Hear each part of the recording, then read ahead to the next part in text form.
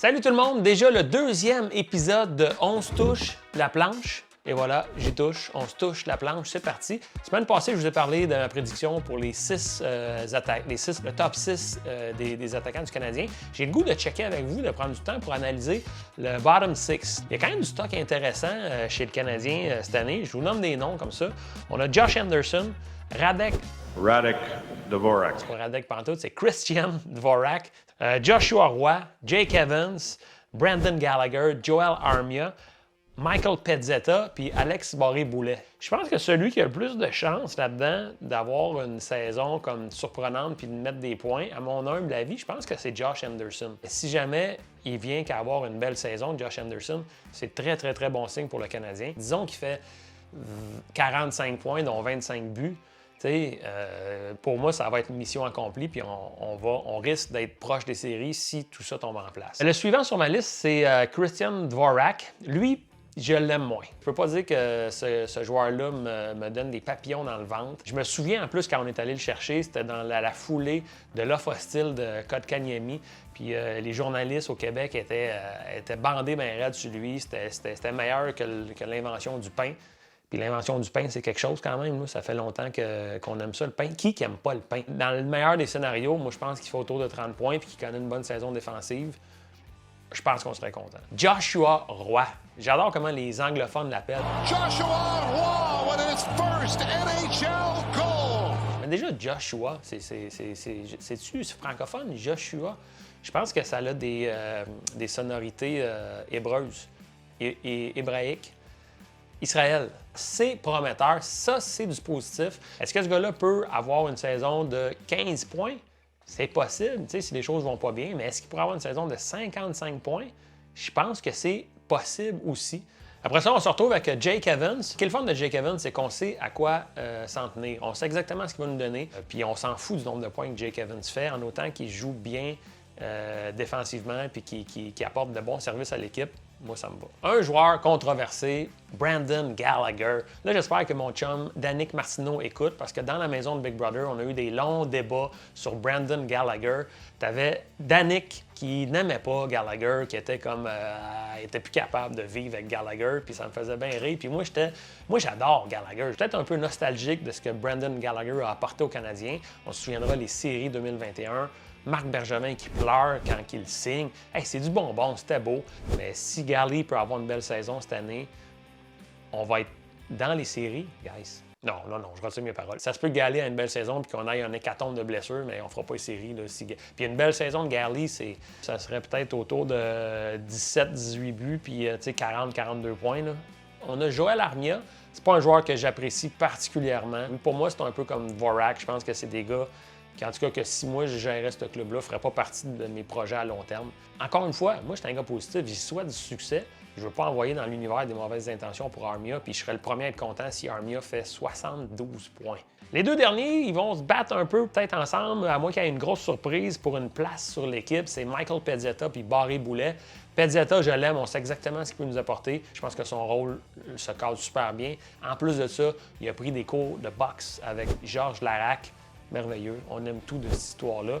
Et le petit nouveau, Alex Barré-Boulet, qui arrive du Lightning de Tampa Bay. C'est un gars qui a du succès au niveau des statistiques dans la Ligue américaine. Ça pourrait être une belle histoire. Fait qu'on y souhaite la meilleure des chances. Maintenant, c'est le temps de passer dans le deuxième bloc de l'émission. Et on se retourne, on s'en va rejoindre mon bon chum Pat Lemieux, qui est au bout du fil. Salut mon Pat. Bien, salut Danny. Très content d'être encore ici cette semaine. Je pense qu'on a des belles choses à se dire, puis analyse tâter un petit peu tout ce que tu veux que je te dise de. Écoute, Pat, je veux commencer avec toi en parlant d'actualité dans le monde du hockey. Il ne se passe pas grand-chose, mais le gros sujet qui est là présentement, c'est les joueurs autonomes avec restriction. Il y en a encore une bonne poignée de joueurs qui n'ont toujours pas signé, qui sont en attente de leur contrat. Quand tu es agent libre avec restriction, comment ça se passe pour vous, les joueurs là, de l'intérieur? Votre vision, tu es sûrement déjà passé par là, toi. Oui, je pense que c'est sûr que quand tu es un agent qui est restricté, c'est une situation qui est un petit peu délicate. Je pense que tu es un petit peu pris d'une certaine manière entre l'œuf puis la poule. Puis il faut que tu te relises beaucoup sur ton agent pour qu'il fasse preuve de beaucoup de doigtage. Je pense que la force d'un agent, c'est vraiment d'y aller vraiment avec le doigtage pour être sûr que les deux parties soient contents l'une de l'autre. Ah, je comprends. Ton agent devait être très habile, beaucoup de doigté. Bien, exactement. J'ai eu la chance d'avoir un agent qui était très habile là-dedans. Je pense que c'était une de ses grosses forces. Puis même ma femme Shannon a trouvé ça aussi. Puis d'ailleurs, elle avait une belle relation avec lui. Là. Les deux, souvent, ils partaient les week-ends faire des week-ends d'amis, juste toutes les deux ensemble. Alors, ça prouve que vraiment, mon agent, c'était un bon Jack. Puis j'y dois beaucoup. Mais toi, Pat, tu as peut-être déjà été joueur autonome avec restriction. Est-ce que ça t'est déjà arrivé, en fait, d'être vraiment dans cette situation-là? Bien, je pense que oui. Je pense à mon deuxième contrat quand j'étais à Columbus. Bien, j'étais vraiment un agent qui était libre mais restricté. Puis ça avait été une négociation qui avait été un petit peu plus longue que l'usuel. Tu sais, négocier un contrat maintenant, c'est un petit peu comme vendre une table sur Kijiji. Faut pas t'accepter la première offre parce que sur la première offre, ça manque de respect. Puis, il faut que tu sois prête aussi à perdre ton temps au téléphone, puis à répondre à des messages qui mènent nulle part. Puis ça, c'est pour ça que ton agent est là, pour faire ce job-là. Puis normalement, au bout de 2-3 semaines, bien, quelqu'un t'appelle, puis il est vraiment plus sérieux. Là, c'est sûr, par contre, souvent, ils vont essayer quand même de se faire livrer leur table. Mais il faut que tu tiennes ton bout. Puis moi, dans ma carrière, bien, j'ai été chanceux avec mon agent. Je peux vous dire que dans tous mes contrats que j'ai signés, on n'a jamais livré de table. Écoute, en terminant, j'aimerais ça peut-être voir avec toi, te poser la question, c'est quoi tes plans pour cette année? Je sais que tu as déjà coaché, ainsi de suite. Est-ce que c'est quelque chose qui t'intéresserait encore? Bien, je pense que toutes les fenêtres sont ouvertes au niveau de mes portes. Puis, est-ce que le coaching ou l'entraînage, c'est des options qui sont sur la nappe? Je te dirais que oui. Je pense qu'on attend le coup de téléphone. Puis, on espère que ce soit un coup qui est pas trop dur non plus parce que j'ai eu quand même mon lot de commission céréales. Mais un petit coup, ça me ferait plaisir de le recevoir, ça, c'est sûr. On est toujours dans l'émission On se touche la planche. On se la touche, on se la touche. Et maintenant, c'est le temps de passer dans le troisième bloc. La dernière partie, c'est le sujet libre cette semaine. Voyez-vous, la semaine dernière, j'ai publié l'épisode 1. Je pense qu'on était le vendredi, c'est ça, on était vendredi le 30, puis c'est la journée où la nouvelle du décès tragique de Johnny Gaudreau a comme inondé évidemment la sphère médiatique.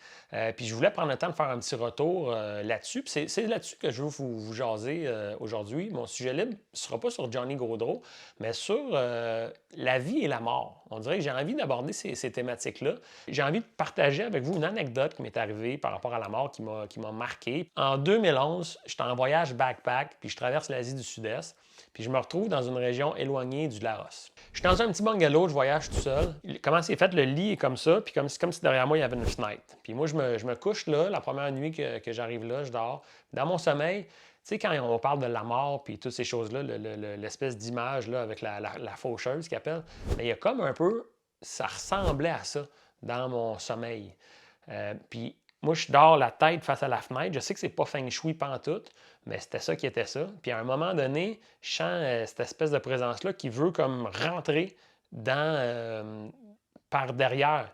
Puis moi, je me réveille littéralement avec les jambes en 45. Mon corps a juste levé de même, les jambes comme ça pour bloquer la fenêtre. On se touche le bois. On dirait que rendu là, je me dis, je me touche le bois, ça va m'aider. Bang! Puis je me réveille. Touf! Puis là, je suis comme, tabarnak, qu'est-ce qui se passe? Puis dans les secondes qui suivent, il y avait comme 4 bungalows un petit peu collés comme ça, côte à côte. Puis j'entends comme 3 bungalows plus loin, pas des cris de souffrance, mais des murmures ou des grognements humains. Là, je suis comme, c'est bizarre, on dirait qu'il y a quelque chose de spécial qui se passe. Puis je sais pas quoi faire. Je me dis, la personne est peut-être somnambule, peut-être qu'elle rêve, je sais pas, je sais pas. Puis tout à coup, puis tout ça est habité par un aura quand même très, très fort aussi. Puis à un certain moment donné, les sons arrêtent, puis toute l'ambiance je sais pas comment le dire, mais tout est devenu comme tout a droppé. Fou. C'est vraiment, c'est juste ça que je peux décrire comme ambiance. Puis moi, j'étais semi-endormi, puis tout, je me suis rendormi paisiblement, mais paisiblement. Puis le matin, en me réveillant, bien, je me réveille, puis je vois qu'il y a une ambulance, puis là, je comprends que la personne est décédée. Fait que moi, j'ai assisté audio au décès de cette personne-là, mais si on backtrack, moi, j'ai été comme... Fait que c'est comme si la mort était venue, moi, mon interprétation était venue s'essayer ou me chatouiller pour dire « haha », tu sais, mais c'était pas mon heure, puis c'était l'heure de l'autre personne à côté, j'imagine. Puis ça a été vraiment une expérience enrichissante malgré tout. Mais là, je finirai pas cette émission, cet épisode 2 là-dessus, parce que je me dis qu'on pourrait, là, si vous m'avez écouté, vous m'avez suivi, là, je vous laisserai pas de même, je vous laisserai pas de même. On va finir avec une autre petite anecdote, plus légère, plus rigolote. Je suis à San Jose, OK, dans l'État de la Californie. Marc-Édouard Vlasic, il m'avait invité à aller voir un match des Sharks de San Jose. Fait que la veille du match, j'arrive à San Jose. Je m'accote dans un petit bar sportif. Je suis là dans ce bar-là, je prends une bière, c'est le fun, on regarde la télé. Puis là, tout à coup, il y a un homme lourdement handicapé qui arrive à côté de moi.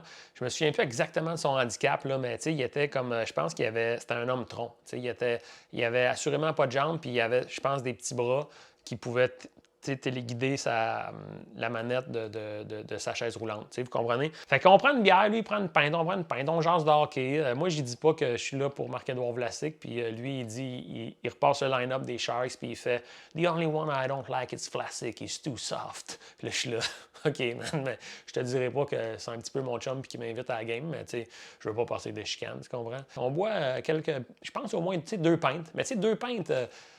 vous me suivez, là, c'est assez pour m'amener dire, moi, j'irais pisser, tu sais. Puis moi, je pense que je vais pisser.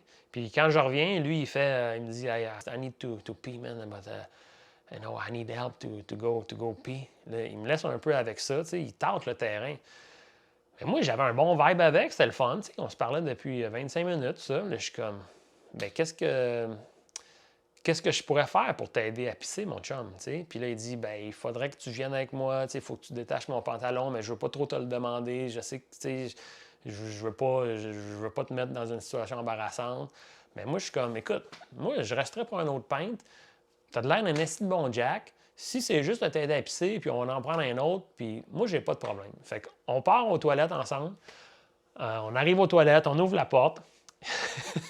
J'ai dézippé son affaire. J'ai pris les 2 affaires. J'ai sorti son caleçon. Sa graine est apparue. Puis le monsieur s'est mis à pisser. Puis là, il pissait, tu sais. Puis une pisse qui pue le café, là. C'était dégueulasse, OK? Puis pendant qu'il pisse, on dirait qu'il l'a senti, le café. Puis il me dit, pendant qu'il pisse, il fait I'm sorry, I drink a lot of coffee today. Là, je suis là. C'est correct, mon chum, c'est correct. Tout ça, là, tout ça, c'est correct. Il finit de pisser, puis il était bon, il se la secouait tout seul. Il avait comme un bon spring de graine, tu sais. Fait qu'après ça, il se rentre la graine assis, puis les 2 champions, on sort des toilettes. Je me sentais à la fois souillé et un héros. Puis le plus drôle de cette histoire-là, c'est que le lendemain, après la game, je vais voir la game, Vlasic, je le rejoins après la game. On se serre la pince, hein, merci, toute la patente. Puis il me fait un lift pour sortir du ACP Center des Sharks. Puis en sortant, il y a tout plein de fans qui sont là, qui demandent des autographes. Puis ce dude est là. Puis Marc-Édouard, il signe. Puis moi, j'ai juste fait un petit What's up? Lui, il devait rien comprendre. Fait que c'était ça l'histoire.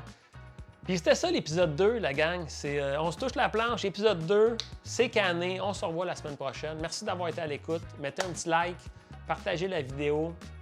Puis abonnez-vous à ma chaîne, c'est les 3 affaires que je dis à la fin de mes vidéos. Puis si vous voulez parcourir d'autres vidéos sur ma chaîne, sentez-vous libre aussi. C'est ça. Salut là. Bye.